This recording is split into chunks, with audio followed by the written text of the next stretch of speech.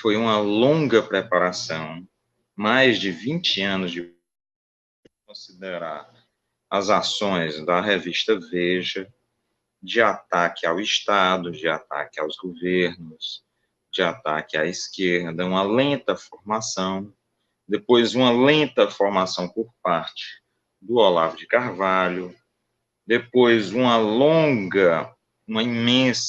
imenso apoio financeiro na Constituição de entidades de extrema-direita que se dizem liberais, né, várias delas se constituíram, foram formando, né, o ensino numa faculdade de economia, além da economia ecológica.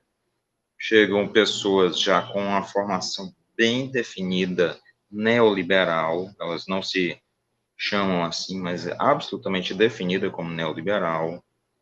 Há um enorme consenso entre pequenos, médios e grandes empresários de que os cortes, eles acreditam nessa coisa absolutamente sem comprovação nos fatos, de que o corte dos gastos públicos fará a economia crescer, né? Como se você dissesse assim, tem três pessoas consumindo, o Estado, as empresas privadas e o consumo das famílias.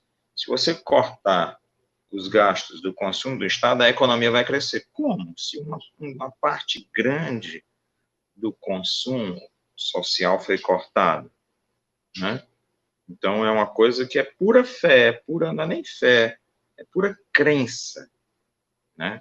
Uma crença. A fé tem um elemento superior, é uma crença absoluta em certas ideias que foram difundidas, preparadas e longamente trabalhadas para isso. E aí o governo Bolsonaro não é fruto de um elemento de preparação simples. Você tem programas policiais preparando as pessoas para o caos. Você tem programas onde você ri das pessoas caindo, das pessoas se machucando, né? Você tem programas religiosos que trabalham unicamente a ideia de que o sucesso depende da sua relação entre você, a igreja e Deus, como se não existissem condições materiais e econômicas fora que influenciassem a sua vida, bastasse a sua vontade, a sua capacidade de acreditar, né, para conduzir isso, a ideia de um empreendedorismo. Então, uma série de pilares que foram sendo construídos ao longo dos últimos 20, 30 anos, eu diria que desde o governo Collor, 89, aí 99, 2009, 2019, 30 anos especificamente. A campanha de 89 do Collor foi o começo desse trabalho.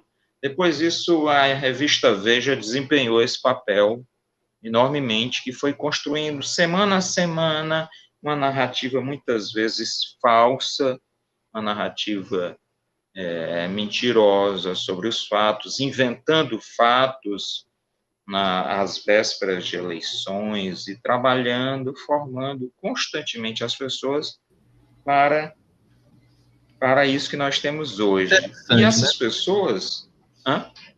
É interessante que você está falando justamente, né, ao longo desse tempo que você vai relatando, né, toda a situação, os meios de comunicação perpassando e tendo, assim, grande parte ou a maior parte dessa influência para chegar nesse ponto que chegamos, né? Ou seja, a situação dos meios de comunicação, quando tivemos aí mais ou menos 13 anos de governos progressistas de esquerda, que não se alterou, né? Os meios de comunicação praticamente continuaram fazendo esse serviço aí de forma deliberada, né?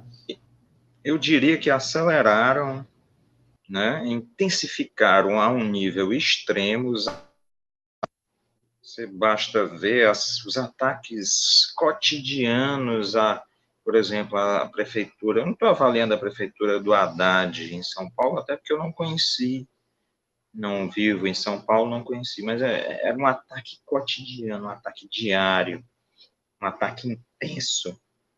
Os governos do PT também, na presidência da República, um ataque intenso. E por trás disso, a construção de certos pressupostos ideológicos Então, eu não me surpreendo que esteja onde está. Os setores policiais e militares sendo preparados para isso, um longo trabalho para dizer que a ditadura foi boa, as pessoas esqueceram, né?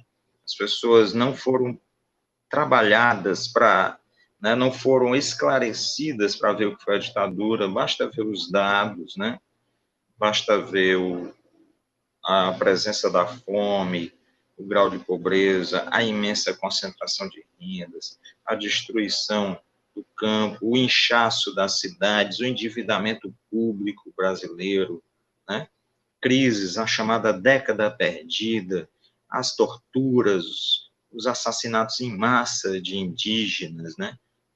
Os esquadrões da morte, a presença de uma polícia militar para massacrar as populações periféricas, que hoje estão aí, né, aperfeiçoadas nisso, né? Então, eu não vejo como surpreendente esses números, sabe? Então, É por isso que eu tenho apostado muito na formação. e agora, e principalmente, né, Fábio, com as redes sociais aí, a gente teve todo o efeito durante a campanha, né, de Ainda Facebook, teve isso. WhatsApp, tudo isso influencia também, né? Ainda Influencia mais. a ponto de você ter, a partir do Facebook, do, do WhatsApp e a partir da própria internet, do Google, um controle do que se chama de todas as nossas observações. Eles têm quadros individuais nossos, com mais de 600 aspectos, que eles monitoram atividades todos os momentos. Né? Um celular como esse avisa a cada 1 minuto, 2 minutos, a sua posição para o Google, né? Google Maps. Então, eles controlam os seus movimentos, o que você olha, Comportamento. o seu comportamento. Eles nos conhecem melhor do que a nós mesmos. Então, são capazes de construir propagandas dirigidas. Essa é a chamada economia comportamental. É uma economia dirigida. Inclusive, passaram a controlar as nossas vozes, porque às vezes você fala alguma coisa, o aparelho já capta e apresenta uma propaganda dirigida para aquilo que você disse, entende? Então, é Inclusive, um controle tão grande que uhum. eu acho que eu recomendo, antes de eu chegar à parte do livro, eu recomendo o 1984 do George Orwell, né? Sabe? E também é Admirável Mundo Novo, do Aldous Huxley. Huxley.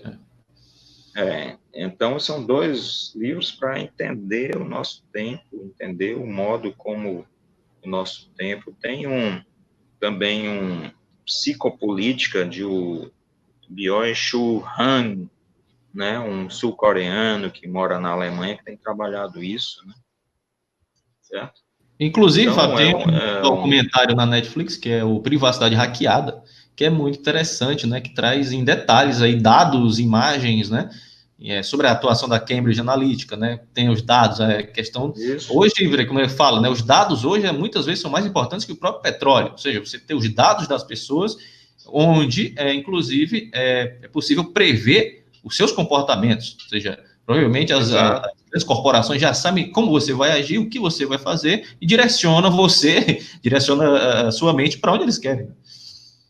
Isso começa com a união de uma técnica matemática chamada teoria dos jogos, né?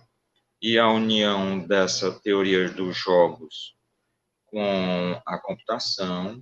Eles começaram primeiro tentando prever o comportamento de líderes empresariais e políticos, para uma empresa, ao ir para uma negociação, já saber como, a partir das decisões anteriores, como aquela pessoa se comporta. Depois eles generalizaram com os Big Data para toda a sociedade, né? Então, eles têm um quadro de como é o nosso comportamento, a ponto de influenciar sociedades intensamente educadas, com um nível educacional e de informação muito superior ao nosso, e com uma tradição de esquerda, regiões como do País de Gales, das regiões mineiras do País de Gales, votando contra os seus interesses, entende? Então, a gente observa o poder desse controle total, né? Um controle imenso, né? Quer Uhum. dizer, essas câmeras que existem pelas ruas, é bom porque tem proteção, mas elas também estão controlando o seu movimento, né?